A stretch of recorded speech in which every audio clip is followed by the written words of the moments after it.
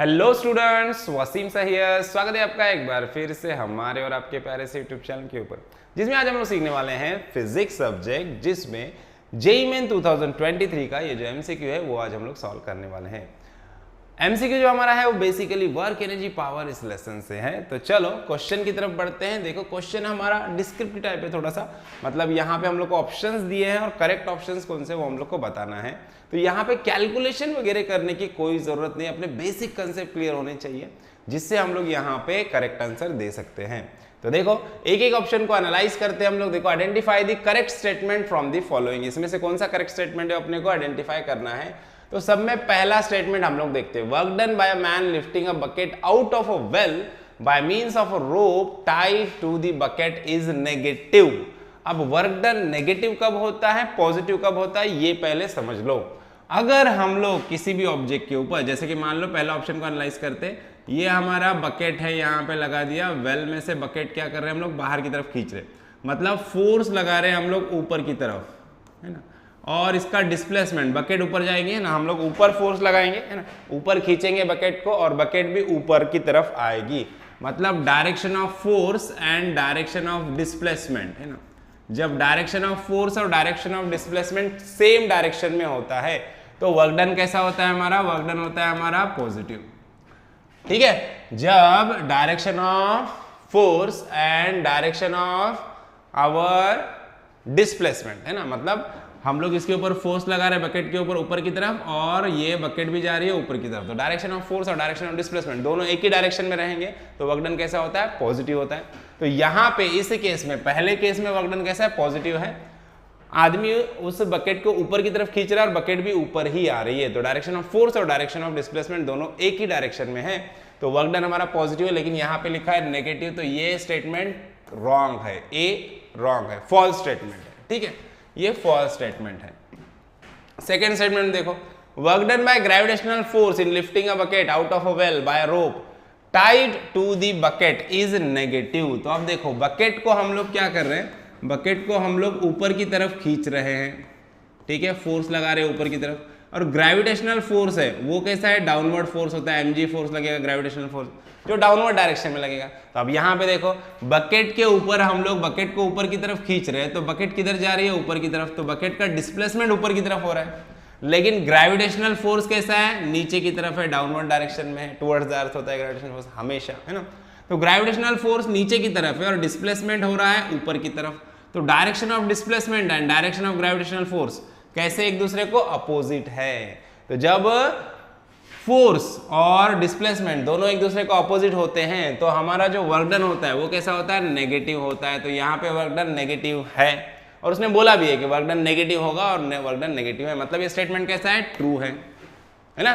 तो gravitational force downward direction में और बकेट जा रही है ऊपर की तरफ, तो direction of displacement and direction of force are opposite, then the work done will be negative. ठीक है, तो ये स्टेटमेंट ट्रू है। उसके बाद थर्ड स्टेटमेंट देखो, work done by friction on a body sliding down an inclined plane is positive.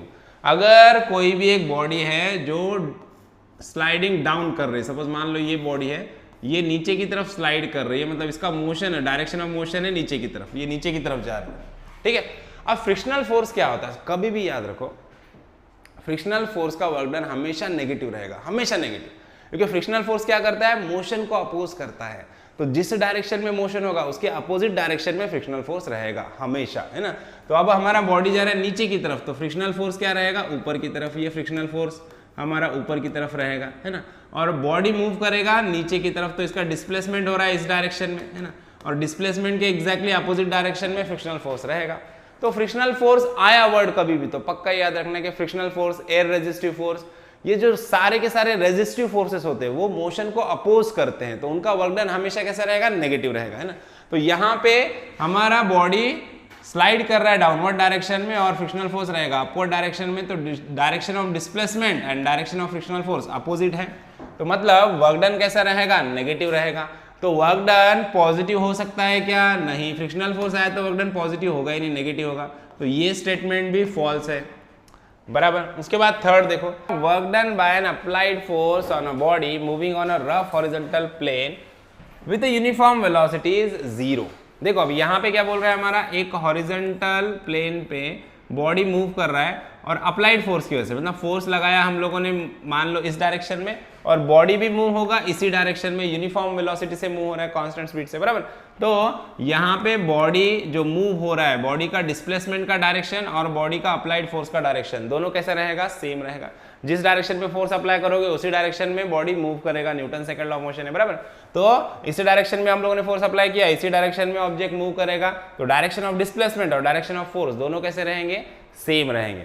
तो इसके लिए यहाँ पे वर्क डन कैसा होगा, वर्क डन हमारा पॉजिटिव होगा, जीरो नहीं होगा। जीरो कब होता है वर्क डन, जब डायरेक्शन ऑफ अप्लाइड फोर्स और डायरेक्शन ऑफ डिस्प्लेसमेंट दोनों एक दूसरे को कैसे रहेंगे, परपेंडिकुलर रहेंगे, तब जीरो होता है। लेकिन यहाँ पे इस केस में वैसा नहीं है, दोनों का डायरेक्शन सेम रहेगा तो वर्क डन पॉजिटिव रहेगा, जीरो नहीं रहेगा, ठीक है। तो ये वाला स्टेटमेंट भी हमारा क्या है, फॉल्स है, बराबर। उसके बाद लास्ट वाला स्टेटमेंट देखो, work done by the air resistance on an oscillating pendulum is negative.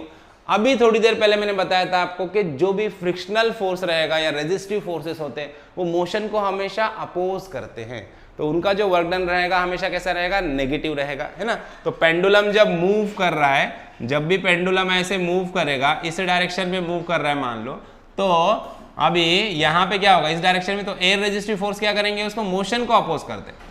Resistive forces always opposes the motion, that's why work done by the resistive forces is always negative, है ना। तो यहाँ पे air resistive forces की वजह से जो work done होगा वो कैसा होगा, नेगेटिव होगा। तो ये वाला स्टेटमेंट हमारा करेक्ट है, ट्रू है। तो अब यहाँ पे देखो जो ट्रू स्टेटमेंट है, choose the correct answer from the option given below बोला। अभी करेक्ट कौन से है, देखो करेक्ट ऑप्शन कौन से मिले अपने को, ट्रू मिला अपने को बी, और ट्रू मिला हम लोग को ई, मतलब B and E. B and E वाला ऑप्शन कौन सा है, ये वाला B option, B and E वाला। तो मतलब ये वाला ऑप्शन हमारा करेक्ट ऑप्शन है। समझ में आया? आई होप आपको प्रॉब्लम अच्छे समझ में आया। वीडियो अच्छा लगा तो वीडियो को लाइक कीजिए, दोस्तों का शेयर कीजिए और चैनल को सब्सक्राइब करना ना भूलिए। तो मिलता है नेक्स्ट वीडियो में नेक्स्ट प्रॉब्लम के साथ, तब तक के लिए थैंक यू, बाय बाय।